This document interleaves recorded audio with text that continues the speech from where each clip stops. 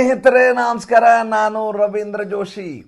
ಕೊನೆಗೂ ಜಂತರ್ ಮಂತರ್ನ ಪ್ರಹಸನದ ಸೂತ್ರಧಾರ ಅಖಾಡಕ್ಕೆ ಇಳಿದರು. ನಿನ್ನೆ ನಡೆದ ಬೆಳವಣಿಗೆಯನ್ನು ಹೇಳ್ತೇನೆ. ನಿನ್ನೆ ಇದ್ದಕ್ಕಿದ್ದ ಹಾಗೆ ಜಂತರ್ ಮಂತರ್ಗೆ ಕೊನೆಗೂ ಅರವಿಂದ್ ಕೇಜ್ರಿವಾಲ್ ಎಂಟ್ರಿಯನ್ನು ಕೊಟ್ಟರು. ಮುಂಚೆ ಸ್ಯಾಂಪಲ್ ನೋಡಿದರು. ಮುಂಚೆ ಸಂಜಯ್ ಸಿಂಗ್ನ ಕಳಿಸಿದ್ರು. ಆತ ಹೇಳ್ದ ಸಂಸತ್ತಿಗೆ ಬೆಂಕಿ ಹಚ್ತೀವಿ, ನಾವು ಅಧಿವೇಶನ ನಡೀಲಾರ್ದ ಹಾಗೆ ಮಾಡ್ತೀವಿ ಅಂತೆಲ್ಲ ಭಾಷಣ ಮಾಡಿದ್ರು.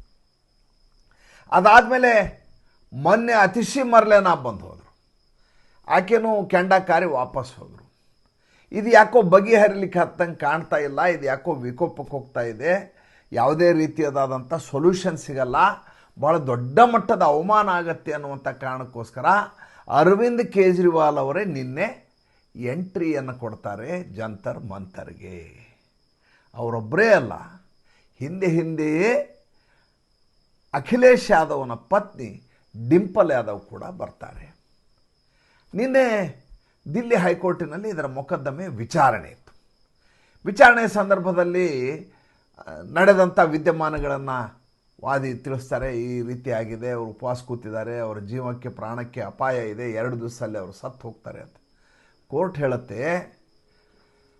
ಅವರನ್ನು ಬಲವಂತವಾಗಿ ಹಿಡಿದು ಕುಳ್ಳಿರಿಸಿ ಅವರಿಗೆ ಊಟ ಮಾಡಿಸ್ಬೇಕು, ಅವರಿಗೆ ಪದಾರ್ಥವನ್ನು ಕೊಡಬೇಕು, ಬದುಕಿಸಿಕೊಳ್ಳಬೇಕು ಅಂತ ಕೋರ್ಟು ಹೇಳುತ್ತೆ.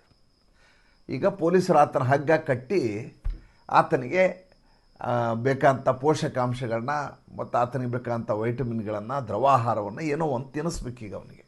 ಆ ರೀತಿ ಕೋರ್ಟು ಈಗ ನಿನ್ನೆ ಹೇಳಿದೆ. ಎಂಥ ವಿಚಿತ್ರ ಸನ್ನಿವೇಶ ಅಂದರೆ ನೋಡಿ, ಈತ ನಾನು ಮೊನ್ನೆನೂ ಹೇಳಿದೆ, ನಾನು ಸೋನಮ್ ವಾಂಗ್ಚುಕ್ ಹೇಗೆ ಸಿಗಾಕೊಂಡ್ಬಿಟ್ಟಿದ್ದಾರೆ ಅಂದರೆ ಇದು ಬಗೆಹರಿದು ಬಿಡುತ್ತೆ. ಹೇಗಿದ್ದರೂ ಮಂತ್ರಿಮಂಡಲದ ಪುನರ್ರಚನೆ ಆಗ್ತಾಯಿದೆ, ವಿಸ್ತರಣೆ ಆಗ್ತಾಯಿದೆ. ಹೇಗಿದ್ದರೂ ಧರ್ಮೇಂದ್ರ ಪ್ರಧಾನ್ ಅವರ ಸ್ಥಾನ ಚೇಂಜ್ ಆಗಲೇಬೇಕು. ನರೇಂದ್ರ ಮೋದಿ ಮಾಡೇ ಮಾಡ್ತಾರೆ. ಏಕೆಂದರೆ ಒಂದು ಕಡೆಯಿಂದ ಎಲ್ಲ ಪಕ್ಷಗಳು ನೀಟಿಗೆ ಸಂಬಂಧಪಟ್ಟ ಹಾಗೆ ಭಾಳ ದೊಡ್ಡ ಮಟ್ಟದ ಹೋರಾಟ ಮಾಡ್ತಾಯಿದ್ದಾರೆ. ದೊಡ್ಡ ಕಾವು ಆಗಿದೆ. ಜೊತೆಗೆ ಸೋಷಿಯಲ್ ಮೀಡಿಯಾದಲ್ಲಿ ಭಾಳ ಪ್ರಬಲವಾಗಿದೆ ಇದು ಕಾಕ್ರೋಚ್ ಪಾರ್ಟಿ. ನಾನು ಹೋಗಿ ಅಣ್ಣಾ ಹಜಾರೆ ಥರ ಕೂತ್ಬಿಟ್ರೆ ಹೆಂಗಿದ್ರೂ ಈತ ಧರ್ಮೇಂದ್ರ ಪ್ರಧಾನನ್ನು ಆ ಸ್ಥಾನದಿಂದ ತೆಗಿತಾರೆ, ಅದರ ಶ್ರೇಯಸ್ಸು ನನಗೆ ಅಂತ ಈತ ಪರಿಭಾವಿಸಿದ. ಈತನ ಬಗ್ಗೆ 1-2 ಮಾತು ಹೇಳ್ಬಿಡ್ತೀನಿ. ಈತ ಯಾಕೆ ಈ ರೀತಿ ಸೇಡಿನ ಆಟ ಆಡ್ತಾ ಇದ್ದಾನೆ ಅನ್ನೋದಕ್ಕೊಂದು ಕಾರಣ ಇದೆ. ಏನಪ್ಪ ಅಂದರೆ 2018ರಲ್ಲಿ ಈತನಿಗೆ ಇದೇ ನರೇಂದ್ರ ಮೋದಿಯವರ ಸರ್ಕಾರ 135 ಎಕರೆ ಜಮೀನು ಕೊಡುತ್ತೆ. ಈತನದೊಂದು ಇನ್ಸ್ಟಿಟ್ಯೂಟ್ ಇದೆ, ಹಿಮಾಲಯನ್ ಇನ್ಸ್ಟಿಟ್ಯೂಟ್ ಆಫ್ ಆಲ್ಟರ್ನೇಟಿವ್ಸ್ ಅಂತೇಳಿ. ಈ ಹಿಮಾಲಯನ್ ಇನ್ಸ್ಟಿಟ್ಯೂಟ್ ಆಫ್ ಆಲ್ಟರ್ನೇಟಿವ್ಸ್ ಭಾಳ ದೊಡ್ಡ ಮಟ್ಟದ ಕೆಲಸ ಮಾಡ್ತಾಯಿದೆ ಹಿಮಾಲಯ ತಪ್ಪಲಲ್ಲಿ, ಲದ್ದಾಖ್ನಲ್ಲಿ. ಈತ ಭಾಳ ದೊಡ್ಡ ಮಟ್ಟದ ಶಿಕ್ಷಣ ತಜ್ಞ, ಅಲ್ಲಿಯ ಜನರಿಗೆ ಅನುಕೂಲ ಮಾಡಿಕೊಡ್ತಾರೆ ಅನ್ನುವಂಥ ಕಾರಣಕ್ಕೋಸ್ಕರ ಸರ್ಕಾರ ಜಾಗ ಕೊಡುತ್ತೆ. ಜಾಗ ಕೊಟ್ಟು 1 ವರ್ಷ ಆಯಿತು, 2 ವರ್ಷ ಆಯಿತು, 3 ವರ್ಷ ಆಯಿತು, 4 ವರ್ಷ ಆಯಿತು, ಈತ ಏನು ಕೆಲಸನೇ ಮಾಡೋದಿಲ್ಲ. ಭೂಮಿಯ ಬೆಲೆ 250 ಕೋಟಿ ರೂಪಾಯಿ. ಕೊನೆಗೆ ಈತ ಏನೂ ಅಲ್ಲಿ ಮಾಡಲಿಲ್ಲ. ವಿಶ್ವವಿದ್ಯಾಲಯ ಕಟ್ತೀನಿ ಅಂತ ಹೇಳಿದ್ದ, ಆಲ್ಟರ್ನೇಟಿವ್ ವ್ಯವಸ್ಥೆ ಮಾಡ್ತೀನಿ ಅಂತ ಹೇಳಿದ್ದ, ಏನೂ ಮಾಡಲಿಲ್ಲ ಅಂಥೇಳಿ ಸರ್ಕಾರ ಜಮೀನನ್ನು ವಾಪಸ್ ಪಡೆಯುತ್ತೆ. ಯಾವ ಕಾರಣಕ್ಕಾಗಿ ಕೊಟ್ಟಿದ್ದೋ ಅದನ್ನು ಸಾಕಾರಗೊಳಿಸದೇ ಇರೋದರಿಂದ, ಅನುಷ್ಠಾನಕ್ಕೆ ತಲ್ಲದೇ ಇರೋದರಿಂದ ಸರ್ಕಾರವು ಭೂಮಿಯನ್ನು ವಾಪಸ್ ಪಡೆಯುತ್ತೆ.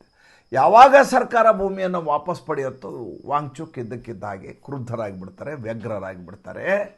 ನನಗೆ ಬಂದಂಥ ಭೂಮಿಯನ್ನು ವಾಪಸ್ ತೆಗೆದುಕೊಂಡ್ರೆ ಇವ್ರನ್ನ ಬಿಡಬಾರ್ದು ನರೇಂದ್ರ ಮೋದಿ, ಅಮಿತ್ ಶಾ ಅನ್ನ. ಎರಡನೇದು ಈತನಿಗೆ ಒಂದು ದೊಡ್ಡ ಆಸೆ ಇರುತ್ತೆ. ಏನಪ್ಪ ಆಸೆ ಅಂತಂದರೆ, ಈ ಲದ್ದಾಖ್ ಇದೆಯಲ್ಲ, ಈ ಲದ್ದಾಖ್ನಲ್ಲಿ ಸುಮಾರು 50%ಗಿಂತ ಹೆಚ್ಚು ಮುಸಲ್ಮಾನರಿದ್ದಾರೆ, ಉಳಿದವರು ಬೌದ್ಧರಿದ್ದಾರೆ, ಒಂದಷ್ಟು ಜನ ಹಿಂದೂಗಳಿದ್ದಾರೆ. ಇಲ್ಲಿ ಹೇಗಾದರೂ ಮಾಡಿ ಸರ್ಕಾರ ಬರೋ ಹಾಗೆ ಮಾಡಬೇಕು. ಕೇಂದ್ರಾಡಳಿತ ಪ್ರದೇಶದಿಂದ ರಾಜ್ಯ ಮಾಡಿ ಚುನಾವಣೆ ನಡೀಬೇಕು. ಆ ರೀತಿ ಆಗಿಬಿಟ್ರೆ ನಾನು ಅಲ್ಲಿ ಮುಖ್ಯಮಂತ್ರಿ ಆಗಬಹುದು ಅನ್ನುವಂಥದ್ದು ಈತನ ಆಲೋಚನೆ.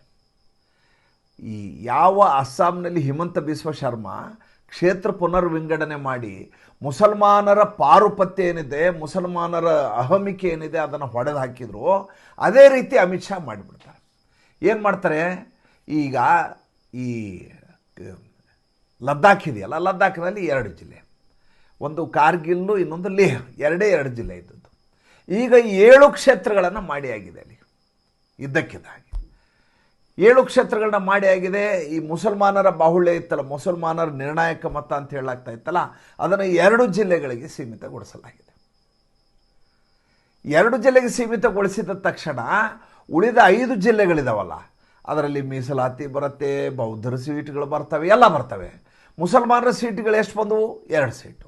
ಉಳಿದ ಸೀಟುಗಳು ಎಷ್ಟಿದ್ದಾವೆ? 5 ಸೀಟು. ಇಲ್ಲಿ ಆಟ ನಡೆಯೋದಿಲ್ಲ. ರಾಜಕೀಯದ ಲಾಭ ಪಡೆದುಕೊಳ್ಳುವ ತಂತ್ರ ಏನಿತ್ತಲ್ಲ ಇವ್ರದಲ್ಲ, ಆ ತಂತ್ರ ಯಶಸ್ವಿ ಆಗೋದಿಲ್ಲ. ಹೀಗಾಗಿ ಈತನಿಗೇನಾಗತ್ತೆ, ತಲೆ ಕೆಟ್ಟ. ಈ ಮಧ್ಯೆ ಈತ ಒಂದು ಕೆಲಸ ಮಾಡ್ತಾನೆ, ಏನಂದರೆ ಮೊಹಮ್ಮದ್ ಯೂನುಸ್ನನ್ನು ಭೇಟಿ ಆಗ್ತಾನೆ. ಯಾವ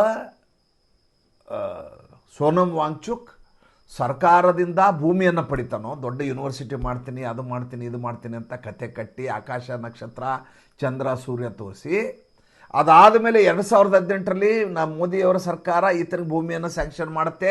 ಮಾಡಿದ ಮೇಲೆ ಈತ ಟ್ವೀಟ್ ಮಾಡ್ತಾನೆ, ನರೇಂದ್ರ ಮೋದಿ ಅಮಿತ್ ಶಾ ಅವರಿಗೆ ನನ್ನ ಅಭಿನಂದನೆಗಳು, ಕೃತಜ್ಞತೆಗಳು ಅಂತೆಲ್ಲ ತಿಳಿಸ್ತಾನೆ. ಅದಾದಮೇಲೆ ಈ ಸಲ ಒಂದು ಸಲ ಈತ ಮೊಹಮ್ಮದ್ ಯೂನುಸ್ನ ಹತ್ರ ಹೋಗಿ ಬರ್ತಾನೆ, ಬಾಂಗ್ಲಾದೇಶದ ಪ್ರಧಾನಿ. ಆತ planted prime minister of Bangladesh. America CIA ಆತನನ್ನು ತಂದು ಕೂಡಿಸಿರೋದು. ನಿಮ್ಗೆ ಯಾಕೆ ಅನ್ನೋದು ಈಗಾಗಲೇ ಗೊತ್ತಿದೆ. ಅದು ಅಲ್ಲಿ ಅಮೇರಿಕನ್ ಬೇಸ್ ಮಾಡಲಿಕ್ಕೆ ಅವಕಾಶ ಮಾಡಿಕೊಡಿಲ್ಲ ಶೇಖ್ ಹಸೀನಾ ಅಂಥೇಳಿ ಆಕೆಯನ್ನು ಓಡಿಸಿ ಭಾರತ ದೇಶಕ್ಕೆ ತಂದು ಮೊಹಮ್ಮದ್ ಯೂನುಸ್ನನ್ನು ಪ್ಲ್ಯಾಂಟ್ ಮಾಡಲಾಗಿರುತ್ತೆ. ಆ ಮೊಹಮ್ಮದ್ ಯೂನುಸ್ನ ಭೇಟಿಯಾಗಿ ಬಂದಮೇಲೆ ಈ ಥರ ಆಟ ಜಾಸ್ತಿ ಆಗಿಬಿಡುತ್ತೆ. ಲದ್ದಾಖ್ನಲ್ಲಿ ಯಾವ ಶಾಂತ ಕಣಿವೆ ಇರುತ್ತೋ ಅಲ್ಲಿ ಮುಸಲ್ಮಾನರನ್ನು ಮುಂದೆ ಬಿಟ್ಟು ಈತ ಉದ್ವಿಗ್ನತೆ ಆಗುವ ಹಾಗೆ ನೋಡ್ಕೊತಾನೆ, ವಿಷಮ ಸ್ಥಿತಿ ಉಂಟಾಗುವ ಹಾಗೆ ಮಾಡ್ತಾನೆ. ಇಡೀ ವಾತಾವರಣವನ್ನು ಅಲ್ಲಿ ಕಲುಷಿತಗೊಳಿಸಿಬಿಡ್ತಾನೆ, ಅರಾಜಕತೆಯನ್ನು ಸೃಷ್ಟಿ ಮಾಡ್ತಾನೆ. ಈತನನ್ನು ತೆಗೆದುಕೊಂಡೋಗಿ 6 ತಿಂಗಳ ಕಾಲ ಜೈಲಿಗೆ ಹಾಕಲಾಗತ್ತೆ. ನೋಡಿ, ಈತ ಅವಕಾಶ ಹುಡ್ಕೊಂಡು ಹೋದ ಸಮಯ ಸಾಧಕ. ಹೆಂಗೆ ಇದ್ದಕ್ಕಿದ್ದ ಹಾಗೆ ಕಾಕ್ರೋಚ್ ಜನತಾ ಪಾರ್ಟಿ ಭಾಳ ದೊಡ್ಡ ಮಟ್ಟದಲ್ಲಿ ಇಡೀ ದೇಶದಲ್ಲಿ ಸಂಚಲನ ಮಾಡಿದ ಸಂದರ್ಭ. ಈತನಿಗೆ ಅವಕಾಶ ಬೇಕು. ಇದು ಭಾಳ ದೊಡ್ಡ ಮಟ್ಟದಲ್ಲಿ ಯಶಸ್ವಿ ಆಗತ್ತೆ ಅಂತ ಈತ ಭ್ರಮಿಸ್ಕೊಂಡು ಬಿಡ್ತಾನೆ. ಭ್ರಮಿಸಿಕೊಂಡವನು ಮೊದಲಿಗೆ ಬಂದು ಭೇಟಿ ಆಗ್ತಾನೆ, ಮೊದಲನೇ ಸಲ ಜಂತರ್ ಮಂತರ್ಗೆ. ಅದಾದಮೇಲೆ ಮುಂದಿನ ಭಾನುವಾರದಿಂದ ಬಂದು ನಾನು ಉಪವಾಸ ಸತ್ಯಾಗ್ರಹ ಕೂಡ್ತೀನಿ, ಆಮರಣ ಅಂತ ಉಪವಾಸ ಸತ್ಯ ಅಲ್ಲ ರೀ. ಮೋಹನ್ ದಾಸ್ ಕರಮ್ಚಂದ್ ಗಾಂಧಿ ಈ ದೇಶದಲ್ಲಿ ಆ ಉಪವಾಸ ಸತ್ಯಾಗ್ರಹದ ಜನಕ ಅಂದರೆ ಮೋಹನ್ ದಾಸ್ ಗಾಂಧಿ. ಆತನೇ ಬ್ರಿಟಿಷರ ವಿರುದ್ಧ ನೀವು ದೇಶ ಬಿಟ್ಟು ತೊಲಗಿ, ನಾನು ಆಮರಣ ಅಂತ ಉಪವಾಸ ಸತ್ಯಾಗ್ರಹ ಅಂತ ಕೂಡಲಿಲ್ಲ. ಆತ ಎಲ್ಲೆಲ್ಲಿ ಬ್ಲ್ಯಾಕ್ ಮೇಲ್ ಮಾಡಲಿಕ್ಕೆ ಸಾಧ್ಯವೋ ಅಲ್ಲಿ ಮಾತ್ರ ಕೂತು. ಈ ಪೂನಾ ಪ್ಯಾಕ್ಟಲ್ಲಿ ಅಂಬೇಡ್ಕರ್ ಅವ್ರನ್ನ ಮಣಿಸ್ಲಿಕ್ಕಾಗಿ ಮೋಹನ್ ದಾಸ್ ಗಾಂಧಿ ಉಪವಾಸ ಸತ್ಯಾಗ್ರಹ ಕೂತರು. ಅಂಬೇಡ್ಕರ್ ಅವರು ವಿಧಿ ಇಲ್ಲದೆ ನೀವು ಉಪವಾಸ ಸತ್ಯಾಗ್ರಹವನ್ನು ತೊರೆಯಿರಿ, ನಿಮಗೋಸ್ಕರ ನಾನು ತಯಾರಿದ್ದೀನಿ ನಿಮ್ಮ ಮಾತಿಗೆ ಅಂತೇಳಿ ವಾಪಸ್. ಎಲ್ಲಿ ಕಾರ್ಯ ಸಾಧನೆ ಆಗುತ್ತೋ ಅಲ್ಲಿ ಆಮರಣ ಅಂತ ಉಪವಾಸ ಸತ್ಯಾಗ್ರಹ ಅಂತ ಹೇಳ್ಬೇಕು. ಎಲ್ಲಿ ನಿಂಬು ಪಾನಿ ತಂದುಕೊಟ್ಟು ನಮ್ಮ ಉಪವಾಸನ ಬಿಡಿಸ್ತಾರೆ ಅನ್ನುವಂಥ ಗ್ಯಾರಂಟಿ ಇರುತ್ತೋ ಅಂಥಲ್ಲಿ ಉಪವಾಸ ಸತ್ಯಾಗ್ರಹ ಕೂತ್ಕೋಬೇಕು. ಸತ್ರ ಸಾಯಿ ಅಂತ ಹೇಳುವಂಥಲ್ಲಿ ಹೋಗಿ ಅವನು ಉಪವಾಸ ಸತ್ಯಾಗ್ರಹ ಕೊಡೋಕ್ಕಾಗತ್ತನ್ರಿ. ಆ ರೀತಿ ಕೂತಂಥ ಒಬ್ಬ ಇದರಲ್ಲಿ ಹರಿದ್ವಾರದಲ್ಲಿ ಒಬ್ಬ ವಿಜ್ಞಾನಿ 111 ದಿವಸಕ್ಕೆ ಸತ್ಯ ಹೋದರು. ಅತ್ಯಂತ ಜುನೈನಾದಂಥ ಕೇಸು ಪಾಪ ಆತಂದು, ಜ್ಞಾನಾನಂದ ಅಂಥೇಳಿ ಜುನೈನ್ ಕೇಸು. ಹಿಮಾಲಯ ಪರ್ವತವನ್ನು ಸಂಪೂರ್ಣ ನಾಶ ಮಾಡ್ತಾ ಇದ್ರಿ, ಇಲ್ಲಿ ನೀವು ಕನ್ಸ್ಟ್ರಕ್ಷನ್ ವರ್ಕ್ ಮಾಡಬೇಡಿ, ಬ್ರಿಡ್ಜ್ ಕಟ್ಟಬೇಡಿ, ಥರ್ಮಲ್ ಪವರ್ ಪ್ರಾಜೆಕ್ಟು, ಆ ಪವರ್ ಪ್ರಾಜೆಕ್ಟು, ಈ ಪವರ್ ಪ್ರಾಜೆಕ್ಟು ಅಂತ ಮಾಡಲಿಕ್ಕೆ ಹೋಗಬೇಡಿ, ಇದರಿಂದ ಎಕಾಲಜಿ ಹಾಳಾಗತ್ತೆ ಅಂತ ಹೋರಾಟ ಮಾಡಿದ ಮನುಷ್ಯ. ಅದು ಎಲ್ಲಿ BJP ಸರ್ಕಾರ ಇರುವಂಥ ಕೇಂದ್ರದಲ್ಲಿ ಇರುವ ಸಂದರ್ಭದಲ್ಲೇ ಮಾಡಿದಂಥ ಹೋರಾಟ. ಅಂಥವನ್ನೇ ಯಾರು ಕೇರ್ ಮಾಡಲಿಲ್ಲ. ಇನ್ನು ಈ ಪುಟುಗೋಸಿ ಸೋನಮ್ ವಾಂಗ್ಚುಕ್ ಕೈಯಲ್ಲಿ ಚೀಲ ಹಿಡ್ಕೊಂಬಂದು ನಾನು ಮಾಡ್ತೀನಿ ಅಂದ್ಬಿಟ್ರೆ ನರೇಂದ್ರ ಮೋದಿ ಮತ್ತು ಅಮಿತ್ ಶಾ ಒಪ್ಪಿಬಿಡ್ತಾರ? ಇನ್ನು ರಾಜಕಾರಣಿಗಳ ಬಣ್ಣವನ್ನು ನೋಡಿ. ಪ್ರಮುಖ ರಾಜಕಾರಣಿಗಳು ಯಾರು ಎಂಟ್ರಿನೇ ಕೊಡಲಿಲ್ಲ ಈತನ ಜೊತೆ. ಅಖಿಲೇಶ್ ಯಾದವ್ ತಾನು ಬರಲಿಲ್ಲ, ತನ್ನ ಹೆಂಡತಿಯನ್ನು ಕಳಿಸಿದ. ಅಲ್ಲಿ ನರೇಂದ್ರ ಮೋದಿಯ ಮೇಲೆ ಹಗೆ, ದ್ವೇಷ, ಅಸೂಯೆ, ಮಾತ್ಸರ್ಯ ಎಲ್ಲವನ್ನೂ ಕಾರುವಂಥ ಮಮತಾ ಬೇಗಂ ತಾನು ಬರಲಿಲ್ಲ, ಮಹುವಾ ಮೊಯ್ತ್ರಾನನ್ನು ಕಳಿಸಿದರು.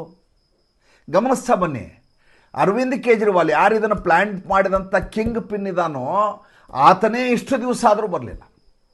ಒಂದು ವೇಳೆ ಧರ್ಮೇಂದ್ರ ಪ್ರಧಾನನ್ನು ರಾಜೀನಾಮೆ ತೊಗೊಂಡ್ಬಿಟ್ಟಿದ್ರು ಅಂತ ತಿಳ್ಕೊಳ್ಳಿ ನರೇಂದ್ರ ಮೋದಿಯವರು, ಅಥವಾ ಸಂಪುಟ ವಿಸ್ತರಣೆಯಾಗಿ ಧರ್ಮೇಂದ್ರ ಪ್ರಧಾನಿಗೆ ಬೇರೆ ಸ್ಥಾನ ತೋರಿಸಿದ್ರು ಅಥವಾ ಕಿತ್ತೋಗಿದ್ರು, ಏನೋ ಒಂದು ಮಾಡಿದರು ಅಂತ ತಿಳ್ಕೊಳ್ರಿ. ತಿಳ್ಕೊಂಡ ಸಂದರ್ಭದಲ್ಲಿ ಅದರ ಯಶಸ್ಸು ಯಾರಿಗೆ ಸಿಗ್ತಿತ್ತು? ಮೊದಲನೇದಾಗಿ ಸೋನಮ್ ವಾಂಗ್ಚುಕ್ಗೆ ಸಿಗುತ್ತೆ, ಎರಡನೇದ್ದು ಅಭಿಜಿತ್ ದೀಪ್ಗೆ ಸಿಗತ್ತೆ, ಮೂರನೇದಾಗಿ ಆಮ್ ಆದ್ಮಿ ಪಾರ್ಟಿಗೆ ಸಿಗತ್ತೆ. ಯಾಕೆಂದ್ರೆ ಅವರದೇ ಚೇಲಾಗಳು ಇವರೆಲ್ಲರೂ. ಮನೀಶ್ ಸಿಸೋಡಿಯಾನ ಚೇಲ, ಅಭಿಜಿತ್ ದೀಪ್ಗೆ. ಆಮೇಲೆ ಪೇಡ್ ಫಾಲೋಯರ್ ಅವ್ರಿಗೆ, ಅವರ ಸೋಷಿಯಲ್ ಮೀಡಿಯಾ ನೋಡ್ಕೊಳ್ಳಿಕ್ಕಿದ್ದಂಥ ಸಿಬ್ಬಂದಿ ವರ್ಗ ಇವರೆಲ್ಲ. ಇನ್ನೊಬ್ಬ ಜರ್ಮನ್ ಕಾಕ್ರೋಚ್ಗೋಸ್ಕರ ಕೆಲಸ ಮಾಡ್ತಾ ಇದ್ದಂಥವನು. ಇಂಥವರೆಲ್ಲ ಸೇರಿ ಮಾಡಿರುವಂಥ ಪಕ್ಷದ ಲಾಭ ಸಿಗಬೇಕಾಗಿದ್ದು ಸೋನಮ್ ವಾಂಗ್ಚುಕ್ಗೆ ಸಿಗ್ತಾ ಇತ್ತು, ಇಲ್ಲ ಅಭಿಜಿತ್ ದೀಪ್ಗೆ ಸಿಗ್ತಾ ಇತ್ತು, ಅವ್ರ ಹಬ್ಬ ಹುಡುಗರು ಸಿಗ್ತಾ ಇತ್ತು. ಅರವಿಂದ್ ಕೇಜ್ರಿವಾಲ್ 3ನೇ ಸ್ಥಾನದಲ್ಲಿ ಬರ್ತಾರೆ. ಇದೇನಾದರೂ ಹೋರಾಟ ಯಶಸ್ವಿ ಆಗಿಬಿಟ್ಟಿದ್ರೆ ಜನ್ಜಿ ಹೆಸರಿನಲ್ಲಿ ಅರವಿಂದ್ ಕೇಜ್ರಿವಾಲ್ ಮತ್ತೆ ಪುನರ್ಜನ್ಮವನ್ನು ಪಡೆಯಲಿಕ್ಕೆ ಅವಕಾಶ ಆಗ್ತಿತ್ತು ಅನ್ನುವಂಥ ಒಂದು ಲೆಕ್ಕಾಚಾರ ಇತ್ತು. ಏನಾಯಿತು? ಸಂಪೂರ್ಣವಾಗಿ ವಿಫಲ ಆಯಿತು.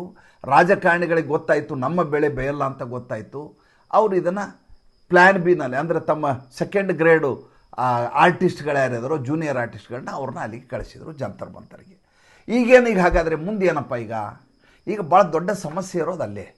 ಏನು? ಸಂಸತ್ನಲ್ಲಿ ಸದನ ಶುರುವಾಗುತ್ತೆ ನಾಡಿದ್ದು 20ನೇ ತಾರೀಕು. ಆ ಕಡೆ ರಾಹುಲ್ ಗಾಂಧಿ ಕಂಗಾಲಾಗಿ ಕೂತಿದ್ದಾರೆ. ಯಾಕೆಂದರೆ ಅಮಿತ್ ಶಾ ಈ ಬಾರಿ ಸಮರೋಪಾದಿಯಲ್ಲಿ ಮಾಡಿದಂಥ ಇಡೀ ಕಾರ್ಯಾಚರಣೆ ಇದೆಯಲ್ಲ, ಕಳೆದ ಮೇ 4ನೇ ತಾರೀಕಿನ ನಂತರ ಪಶ್ಚಿಮ ಬಂಗಾಳದ ಚುನಾವಣೆಯ ಫಲಿತಾಂಶ ಬಂದಾದ ಮೇಲೆ ಅತಿಯಾದ ವಿಶ್ವಾಸದಿಂದ ನಳನಳಿಸ್ತಾ ಇದ್ದಾರೆ ಅಮಿತ್ ಶಾ ಅವರು. TMCಯ ಇಷ್ಟು ಸಂಸದರನ್ನು ತೆಗೆದುಕೊಂಡು ಹೋಗಿ NCPIನಲ್ಲಿ ಹಾಕಿದರು. ಇಲ್ಲಿ ಉದ್ಧವ್ ಠಾಕ್ರೆ ಎಂಪಿಗಳನ್ನೆಲ್ಲ ತಗೊಂಡು ಹೋಗಿ ಈ ಏಕನಾಥ್ ಶಿಂದೆ ಬಣದಲ್ಲಿ ಸೇರಿಸಿದರು. ಅರವಿಂದ್ ಕೇಜ್ರಿವಾಲ್ನ ಸದಸ್ಯರನ್ನು ತೊಗೊಂಡೋಗಿ NDAಗೆ ಸಪೋರ್ಟ್ ಮಾಡೋ ಹಾಗೆ ಮಾಡಿದರು. DMKದವರು ಈ ಸಲ 2/3 ಮೆಜಾರಿಟಿ ಬರುವ ಸಂದರ್ಭದಲ್ಲಿ ಸಭಾತ್ಯಾಗ ಮಾಡುವ ಹಾಗೆ ಈಗಾಗಲೇ ತಂತ್ರಗಾರಿಕೆ ಮಾಡಲಾಗ್ತಾ ಇದೆ. ಯಾವ ರೀತಿಯ ತಯಾರಿಯಲ್ಲಿದ್ದಾರೆ ಅಂತಂದರೆ, ಹೇಗಾದರೂ ಮಾಡಿ ಈ ಸಲ ಕ್ಷೇತ್ರ ಪುನರ್ವಿಂಗಡಣೆ ಅಂದರೆ ಡಿಲಿಮಿಟೇಷನ್ನು, ಒನ್ ನೇಷನ್ ಒನ್ ಎಲೆಕ್ಷನ್ನು, ಜೊತೆಗೆ ಮಹಿಳಾ ಮೀಸಲಾತಿ, FCRA ಅಮೆಂಡ್ಮೆಂಟು ಎಲ್ಲವನ್ನೂ ಇದೇ ಸೆಷನ್ನಲ್ಲಿ ಮಾಡಬೇಕು ಅನ್ನುವ ಧಾವಂತದಲ್ಲಿ ಅವರಿದ್ದಾರೆ. ರಾಹುಲ್ ಗಾಂಧಿಯವರ ಸಭೆಗೆ ಇವತ್ತು ನಿನ್ನೆ ಯಾರೂ ಬರಲೇ ಇಲ್ಲ. ಬಂದವರೆಲ್ಲ ಜೂನಿಯರ್ ಆರ್ಟಿಸ್ಟ್. ಏನು ನಿಮ್ಮ ಅಜೆಂಡಾ ಅಂತ ಕೇಳಲಾಗಿ ಅವ್ರು ಹೇಳ್ತಾರೆ, ಕೇಳಿ ಅಂಥ ವಿಚಿತ್ರ ಅಂದರೆ, ಈಥೆನಾಲನ್ನು ಪೆಟ್ರೋಲಲ್ಲಿ ಬೆರೆಸಿ ಮಿಶ್ರಣ ಮಾಡ್ತಾ ಇರೋದ್ರಿಂದ ವೆಹಿಕಲ್ಗಳು ಹಾಳಾಗ್ತಾ ಇದ್ದಾವೆ, ಇದಕ್ಕೆ ಉತ್ತರ ಕೊಡಿ ಅಂತ ಕೇಳ್ತೀವಿ. ಶ್ರೀರಾಮ ಮಂದಿರದಲ್ಲಿ ಕಳ್ಳತನ ಆಗಿದೆ, ಅದಕ್ಕೋಸ್ಕರ ನಾವು ಇದನ್ನು ತನಿಖೆ ಮಾಡಿ ಅಂತ ಕೇಳ್ತಾ. ಅಲ್ಲರಿ, ಶ್ರೀರಾಮನೇ ಕಾಲ್ಪನಿಕ ವ್ಯಕ್ತಿ ಅಂತ ಹೋರಾಟ ಮಾಡಿ ಅಫಿಡವಿಟ್ ಕೊಟ್ಟಂಥ ಕಾಂಗ್ರೆಸ್ಸು, ಶ್ರೀರಾಮ ಮಂದಿರದಲ್ಲಿ ಕಳ್ಳತನ ಆದ್ರೇನು, ಜತನ ಮಾಡಿಟ್ರೇನು, ಲಾಕರ್ಲಿಟ್ರೇನು, ನಿಮಗೇನದು ಸಂಬಂಧ? ಅದನ್ನು ಕೇಳಬೇಕಾದವರು ಭಕ್ತರು, ಕೇಳೋರು PI ಎಲ್ಲ ಹಾಕ್ತಾರೆ, ಕೋರ್ಟಿಂದ ಜಜ್ಮೆಂಟ್ ತಗೋತಾರೆ. ನೀವು ಆ್ಯಸ್ ಅ ಪಾರ್ಟಿ ಸಂಸತ್ತಿನಲ್ಲಿ ಚರ್ಚೆ ಮಾಡಿ ಅದರಿಂದ ಏನು ತೆಗೋಬೇಕಾಗಿದೆ ನಿಮಗೆ? ಆಮೇಲೆ ಕೇಳುವಂಥ ಉತ್ತರದಾಯಿತ್ವ ನಿಮಗೆ ಎಲ್ಲಿದೆ? ಪ್ರಶ್ನೆ ಕೇಳಲಿಕ್ಕೆ ಒಂದು ಮನುಷ್ಯನಿಗೆ ನೈತಿಕ ಹೊಣೆಗಾರಿಕೆ ಇರಬೇಕಲ್ವ. ನಾನು ನಿಮ್ಮನ್ನು ಪ್ರಶ್ನೆ ಮಾಡ್ತೀನಿ ಅಂದರೆ ಪ್ರಶ್ನೆ ಕೇಳುವಂಥ ಯೋಗ್ಯತೆ ನನಗಿರ್ಬೇಕಲ್ವ. ನೀವು ಮಾಡಿದ್ದೇನು? ನೀವು ರಾಮ ಮಂದಿರ ಆಗಬಾರದು ಅಂತ ಹೋರಾಟ ಮಾಡಿದವರು, ರಾಮನೇ ಇಲ್ಲ ಅಂತ ಮಾಡಿದವರು, ಅಫಿಡವಿಟ್ ಕೊಟ್ಟವರು, ಕಪಿಲ್ ಸಿಬಲ್ನಿಂದ ಹಿಡಿದು 5 ಜನ ವಕೀಲರನ್ನು ಹಾಕಿದವರು, ರಾಮ ಮಂದಿರದ ಪ್ರಾಣ ಪ್ರತಿಷ್ಠಾಪನಾ ಕಾರ್ಯಕ್ರಮ ಅಂದರೆ ಪೊಲಿಟಿಕಲ್ ಎಜೆಂಡಾ ಅಂತ ಹೇಳಿದ್ರಿ. ಬರಲಾರದ ಐಶ್ವರ್ಯ ಹೆಸರಲ್ಲಿ ಐಶ್ವರ್ಯ ಡ್ಯಾನ್ಸ್ ಮಾಡಿದರು ಅಂತ ಇದೇ ರಾಹುಲ್ ಗಾಂಧಿ ಹೇಳಿದರು. ಅಂಥವರು ಸಂಸತ್ನಲ್ಲಿ ಪ್ರಶ್ನೆ ಮಾಡ್ತಾರಂತೀಗ. ಈಥೆನಾಲ್ 20 ಏನಾಗುತ್ತೆ, ರಾಮ ಮಂದಿರದ್ದು ಏನಾಯಿತು, ಈ ರೀತಿ ಕ್ಷುಲ್ಲಕ ಪ್ರಶ್ನೆಯನ್ನು ಕೇಳಿ ಸಂಸತ್ನ ಅಧಿವೇಶನ ಹಾಳು ಮಾಡಿ ಮಕರವರ್ತಕ್ಕೆ ಹೋಗಿ ಟೀ ಕುಡಿಲಿಕ್ಕೆ ಒಂದು 4 ಜನ ಫ್ರೆಂಡ್ಸ್ ಬೇಕಲ್ಲ. ಯಾರಿದ್ದಾರೆ ನಿಮಗೆ? ಜೂನಿಯರ್ ಆರ್ಟಿಸ್ಟ್ ಕರ್ಕೊಂಡು ರಾಹುಲ್ ಗಾಂಧಿ ಕೂತ್ಕೋಬೇಕು. ನೋಡಿ, ರಾಹುಲ್ ಗಾಂಧಿ ತಿಂಗಳಗಟ್ಟಲೆ ಪತ್ತೆ ಇರಲಿಲ್ಲ, ನಿನ್ನೆ ಬಂದಿದ್ದಾರೆ. ಎಲ್ಲಿ ಹೋಗಿದ್ರಿ ಅಂತ ಕೇಳುವಂಥ ತಾಕತ್ತು ಒಬ್ಬನೇ ಒಬ್ಬ ಕಾಂಗ್ರೆಸ್ನವ್ರಿಗಿಲ್ಲ. ಯಾವ ರೀತಿ ನರಸತ್ತವರಿದ್ದಾರೆ ಅನ್ನೋದನ್ನು ಆಲೋಚನೆ ಮಾಡಿ. ಕಾಂಗ್ರೆಸ್ನಲ್ಲಿ ಎಲ್ಲಿ ಹೋಗಿದ್ರಿ ಅಂತ ಒಂದು ಪ್ರಶ್ನೆ ಬೇಕಲ್ವಾ. ಸ್ವಾಮಿ, 1 ತಿಂಗಳಿಂದ ನಾವು ಪರದಾಡ್ತಾ ಇದ್ದೀವಿ, 4-5 ಕಡೆ ನೀವು ಜಂಜಿ ಮೀಟಿಂಗ್ಸ್ ಅಂತ ಇಟ್ಕೊಂಡಿದ್ರಿ, ಎಲ್ಲೂ ಆಗಿಲ್ಲ, ಮರ್ಯಾದೆ ಹೋಗ್ತಾ ಇದೆ, ಎಲ್ಲರೂ ಇದ್ರಿ ನೀವು ಅಂತ ಒಂದು ಪ್ರಶ್ನೆ. ಸ್ಪೈನ್ಲೆಸ್ ಪೀಪಲ್, ಬೆನ್ನು ಹುರಿನೇ ಇರಲಾರ್ದಂಥ ಜನ. ಆತ ಈಗ ಈಗ ಕಿವಿಯಲ್ಲಿ ಹೇಳಿದ್ದಾನೆ. ಯಾರಿಗೆ? ಕೋರ್ಟ್ ಆ ಕಡೆ ಹೇಳಿದೆ, ಬಲವಂತವಾಗಿ ಈತನ ಬಾಯಿಗೆ ತುರುಕ್ರಿ ಅಂತ ಕೋರ್ಟ್ ಹೇಳುತ್ತೆ, ಡೆಲ್ಲಿ ಹೈಕೋರ್ಟು. ಈ ಕಡೆ ಅಖಿಲೇಶ್ ಯಾದವ್ನ ಹೆಂಡತಿ ಡಿಂಪಲ್ ಯಾದವ್ ಹೇಳ್ತಾರೆ 20ನೇ ತಾರೀಕು ಅವರು ಅನ್ಷನ್ ಬಿಡ್ತಾರಂತೆ, ಆಮರಣಂತ ಉಪವಾಸ ಸತ್ಯಾಗ್ರಹವನ್ನು ಬಿಡ್ತಾರಂತೆ. ಇವರ ಅಜೆಂಡಾ ಒಂದೇ. ಈಗ ಏನು? ಅವತ್ತು ನಾವು ರ್ಯಾಲಿ ಹೋಗ್ತೀವಿ, ಸಂಸತ್ ಭವನಕ್ಕೆ ಹೋಗ್ತೀವಿ, ಹೋಗುವಾಗ ಲಾಠಿ ಚಾರ್ಜ್ ಆಗುತ್ತೆ, ಗಲಾಟೆ ಆಗುತ್ತೆ, ಚದುರಿನ ನಮ್ಮ ಮನೆಗೆ ಹೋಗ್ತೀವಿ. ಅಲ್ಲಿಗೆ ಈ ಪ್ರಹಸನದ ಮುಕ್ತಾಯ ಆಗಲಿದೆ. 20ನೇ ತಾರೀಕು ಏನಾಗುತ್ತೆ, ಬೆಳಗ್ಗಿಂದ ಸಂಜೆವರೆಗೂ ಅಪ್ಡೇಟ್ ಕೊಡ್ತೀನಿ, ದಯವಿಟ್ಟು ಕಾಯ್ತಾ ಇರಿ. ಮುಂದಿನ ಸಂಚಿಕೆಯಲ್ಲಿ ಇನ್ನಷ್ಟು ಹೊಸ ವಿಷಯದೊಂದಿಗೆ ಬರ್ತೀನಿ. ಈ ಸಂಚಿಕೆ ಹೇಗೆ ಅನ್ನಿಸ್ತು ದಯವಿಟ್ಟು ತಿಳಿಸಿ. ನಮಸ್ಕಾರ.